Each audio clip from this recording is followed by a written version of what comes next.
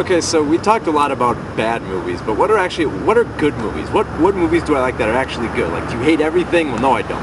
And here's a good movie that I actually really do like, and I know what you're thinking, because I'm the VHS dude, obviously, I gotta like a movie about VHS tapes. So this is Be Kind, Rewind, and for many people I think it's a fantasy, because it's about this VHS store that still exists in modern times, and they erase all the tapes in the video store, and they have to swede them, which means that they tape over them with their own versions that are like 20 minutes long and totally amateur.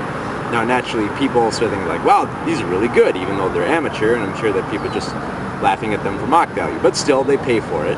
And of course, nowadays, no one would pay for this because you can see it all on YouTube. In fact, people have been doing it on YouTube, so there you go. But nonetheless, it is a very fun movie because it's very fun to watch people do amateur versions of stuff like 2001: A Space Odyssey and King Kong and RoboCop, very good.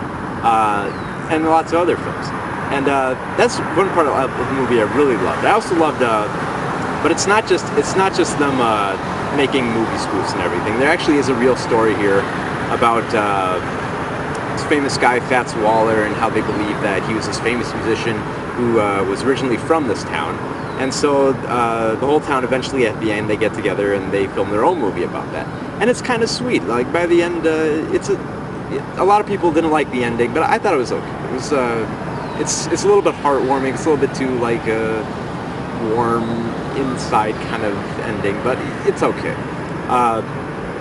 One thing I like, the packaging. Look at this. Look at this packaging. And inside, they have the disc sweded, hence their term for making amateur versions of films.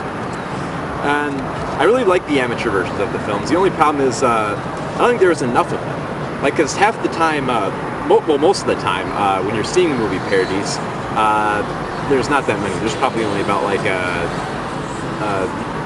few dozen or so. But the problem is, like, when they show those, they're actually showing like a larger list of films that they've sweded. I'm like, why aren't they showing all this? That would have been great. But yeah, they have to keep a real story in there, and it's about them trying to save their little shop from going out of business and not being, run out, and how to adapt with the times and all that. It's very fun. It's not a great film. This is not like this is not going to be like as better as Michael Gondry's last film, Eternal Sunshine of the Spotless Mind. This is it's not as good as that, but it is a very good film for what it sets out to do, and it sets out to find some humor in just, small town and how they make movies. It also takes place in the real town of Passaic. Yes, it takes place in New Jersey. Real town, Passaic, New Jersey, which there is like the only good extra on here is a featurette where they actually go to this town and you actually get to see some of the real people because they actually shot there. And it's very cool. I would recommend the Blu-ray version only because there's a lot more extras on it than this one. Than the regular version. But still, even if you do have a regular DVD player, and despite the lack of extras, the packaging. I mean, come on. Show the sides. Look at the sides. Come on. Yeah, I know what you're thinking. It's novelty. But you know what, so what? It's still fun to live in that world where you could just slap a tape in and just make a film just like that. In fact, I might start doing sweded films myself. What do you think about that? Oh, and then Danny Glover's character, the video store owner, he goes to the DVD store to try to get ideas, and he spies on them through binoculars. Yeah, that's the one really fun thing about this. Like, Danny Glover, this sweet little guy in here who runs this shop, who learns to say like, I gotta adapt to the time. So he studies like the video stores from afar with binoculars, and he's spying on them. He's going in there. He's like writing down stuff as like the video store clerk's talking about. It's like no knowledge of videos or something like that. Yeah, it's something like excuse me, do you have this film? It's like, I've never heard of that film. Okay, not knowledgeable employees needed. Yep. He makes all these like fun notes. That's kind of fun.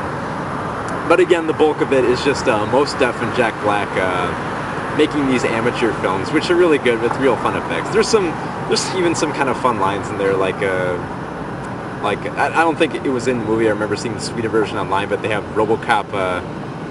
There's a sequence from RoboCop. It's like this calls for RoboCop. Like this calls for RoboCop to get shot.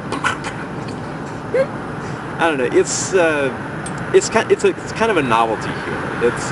It's definitely not for everyone. But if you do love movies and you like seeing movies done to, if you like seeing like parodies of movies, like very amateur versions, like kind of like the stuff you'd see on YouTube, only done with people you like. People that you like to see in these, like people you've heard of before. People you've heard of, like Jack Black and Mos Def. The fact that they're able to star in all these roles where they're kind of making fun of all these movies is really fun. A lot of people think that this is probably going to be Mike Gondry's worst film, and I don't think so. I think after Eternal Sunshine, he has a lot to live up to, and this probably doesn't meet that level of standard, but it's still a fun film for what it sets out to do, and I'm happy that Gondry was able to do that. The only problem that I had with this film was that the ending, where they decide to do a documentary on Fats Waller, it kind of feels tacked on at the last minute, because Fats Waller's kind of been like this background character for most of the film, and now after the Sweded films they say like, well, you can't do that. You can't make any more Sweded films. Then they just decide, well, we'll make our own film, and now we're going to do it about Fats Waller, even though they spread out lots of parts of the documentary around the film. There's clips of it throughout the entire thing. Yeah, that was a nice touch. However, it still feels tagged on at the end, even though it is fun to watch. So I definitely recommend if you're a big movie buff, this is a must buy. If you're not that big into movies, especially like movies that make fun of other movies, this would be a rental. But still, it deserves at least one watch. And didn't I buy it? And yes, my girlfriend actually bought this. So this vindicates her for buying Return to House on Haunted Hill. And that's why I love it.